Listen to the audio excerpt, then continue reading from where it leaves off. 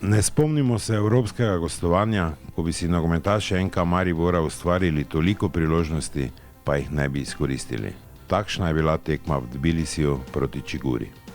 9. minuta in prva 100% priložnost za vijoličaste. Po dvojni podaji Bajdeta in Hotića slednji z 7 metrov mimo gola.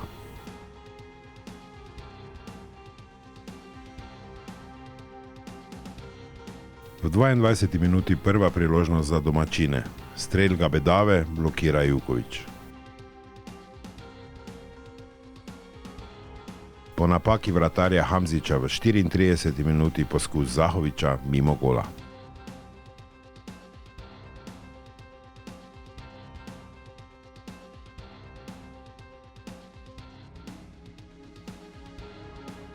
V 37. minuti Tavares za Bajdeta, nenatančen strel.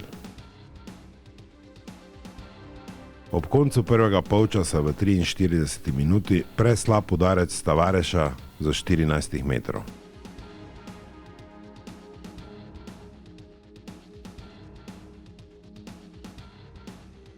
V 51. minuti lep prodor Tavareša po levi strani, povratna žoga za Hotića in žal samo kot.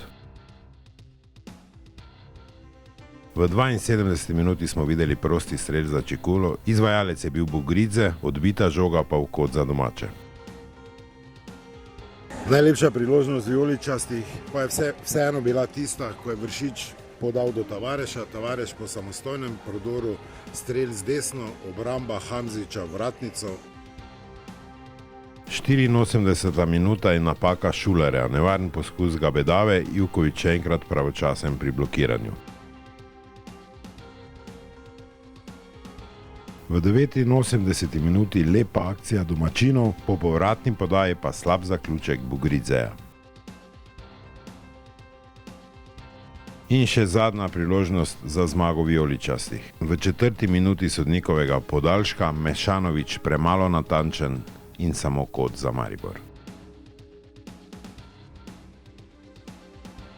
Na povratni tekmi v Ljudskem vrtu naslednji četrtek bodo vijoličasti enostavno morali biti boljši in bolj natančni. Ja, nismo dobili gola, ampak rezultat je varljiv, moramo biti zelo pozorni drugo tekmo, ker nismo dali gola v gosteh, vemo koliko gol v gosteh pomeni.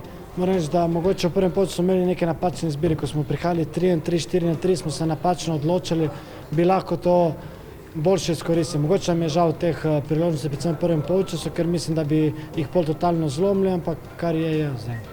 Težko se spomniti tekmo, v kateri smo imeli toliko v Evropi, toliko izrazitih priložnosti. To niso bile možnosti za biti nevarni, ampak da smo bili zelo nevarni. To pomeni, da nam je nasprotnik pustil zelo, zelo veliko možnosti, da bi jih dejansko morali bolje izkoristiti, po drugi strani pa ta drugi polčas veliko opozorilo.